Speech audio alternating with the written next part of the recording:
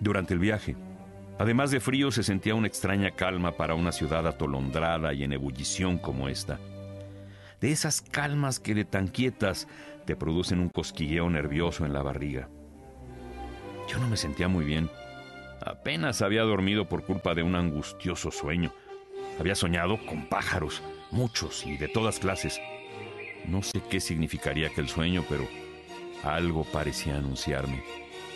O bien que el condenado que nos íbamos a cargar tenía buena estrella, o bien que desde el cielo me advertían de mi futura mala obra, porque al pasar frente al santuario de Nuestra Señora Guadalupe, se nos cruzó, como si quisiera impedirnos el paso, una bandada de gorriones.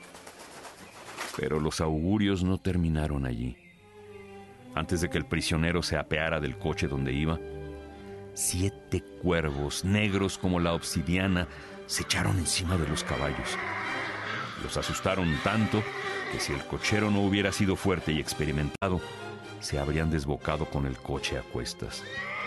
Y para terminar, lo que me dejó frío y casi me hace fallar mi disparo, fue que una paloma parda se posó sobre el cañón de mi fusil en el momento justo en que el coronel dio la voz de ¡apunten! Juro que fue así. ¿Qué necesidad tengo de mentir a estas alturas? Se hubiera necesitado muchos pájaros más para librar al general Morelos de la muerte. Y creo que él ya lo sabía.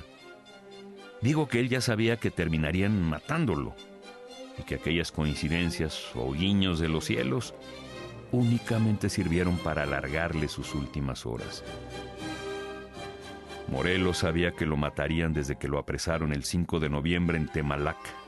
Incluso él había decidido sacrificarse en favor de la continuidad del movimiento. Sabía de su muerte en el momento en que le pusieron los grilletes y lo trasladaron entre ofensas de la soldadesca a la Ciudad de México. Sabía que no festejaría la Navidad cuando el virrey Calleja ordenó su encierro en los calabozos del Palacio de la Inquisición. Sabía incluso que antes de matarlo sus enemigos buscarían 1001 formas de humillarlo.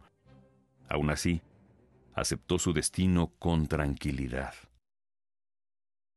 El día de su fusilamiento, cuando lo preparaban para su ejecución, vi a un hombre sobradamente sereno. No se le veía lloroso ni asustado. Tampoco lo vi mojar los pantalones al escuchar el redoble de los tambores, como vi hacerlo a la mayoría en circunstancias semejantes.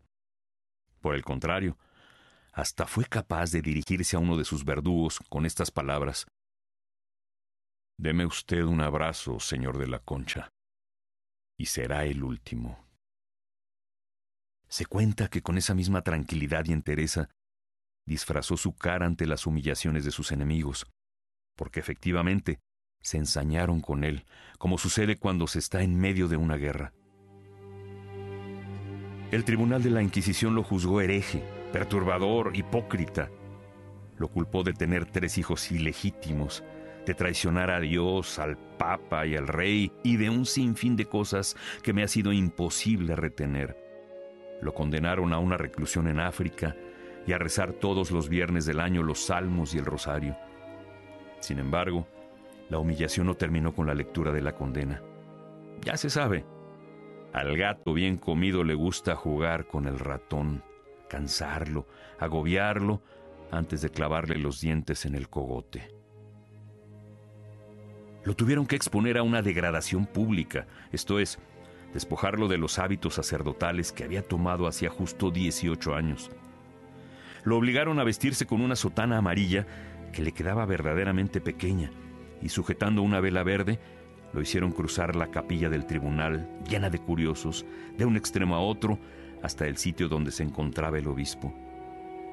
Lo obligaron a ponerse de rodillas para escuchar su degradación en latín.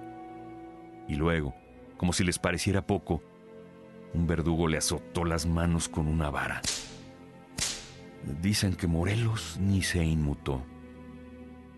Pero a las autoridades laicas, dígase el virrey Calleja, lo del destierro a África no les pareció un castigo ejemplar, lo suficientemente duro como para meterles miedo a los revoltosos. Así que se ordenó su traslado a los calabozos de la Ciudadela. Allí, El tribunal del gobierno lo sentenció a la pena capital. Claro que yo desconocía todo esto cuando me ordenaron disparar, y aunque lo hubiera sabido, igual hubiera disparado. Soy un soldado, ya lo dije desde el principio. El 22 de diciembre, que fue el día de su fusilamiento, le sirvieron al general Morelos una buena comida antes de sacarlo al patio del edificio del pueblo y prepararlo para su muerte. Caminaba con dificultad debido a los grilletes que llevaba en los tobillos desde que lo sacaron de la ciudadela. Mientras sonaba el redoble de los tambores, el jefe de la escolta se acercó a vendarle los ojos como indicaba el protocolo. El condenado se negó. «No hay aquí objetos que me distraigan», dijo. El jefe insistió con buenas maneras, así que el general Morelos sacó de su turca un pañuelo y él mismo se vendó los ojos. Los tambores seguían allí con su redoble cuando le ataron los brazos con los portafusiles. Luego lo pusieron de rodillas con la cara mirando hacia la tapia para dispararle en la espalda. Los tambores callaron y siguió la voz de «¡Carguen! ¡Apunten!». Y es aquí donde la paloma parda se posó sobre el cañón de mi fusil. Solo se posó durante unos segundos, lo suficientes para que mi cabeza pensara en mil cosas, para que sintiera, por única vez en mis 2 años como soldado, que iba a matar a un hombre, a un buen hombre. ¡Fuego! Y vi el lento viaje del perdigón de plomo salir de mi fusil humeante y hacer blanco en la nuca. En la nuca de don José María Morelos y Pavón. Te dicen que el mundo da muchas vueltas y crees que son tonterías de abuelos. Lo crees así hasta que una de esas vueltas te deja justo en el lado contrario. No entiendes cómo, pero ahora eres tú el costal de harina, atado de pies y manos, sin nombre, porque a esos que están a punto de matarte no les interesa saberlo. Te vendan los ojos y te haces un poco a la idea de lo que será estar bajo tierra.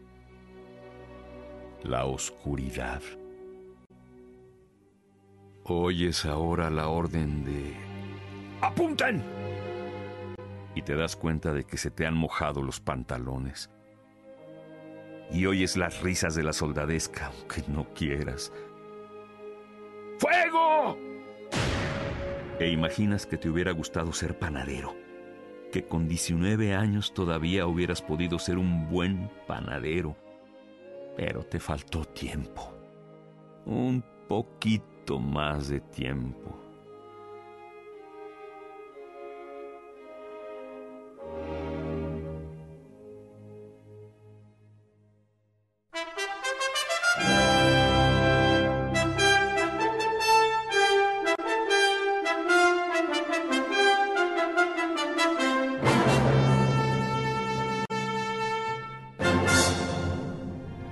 La historia es de todos.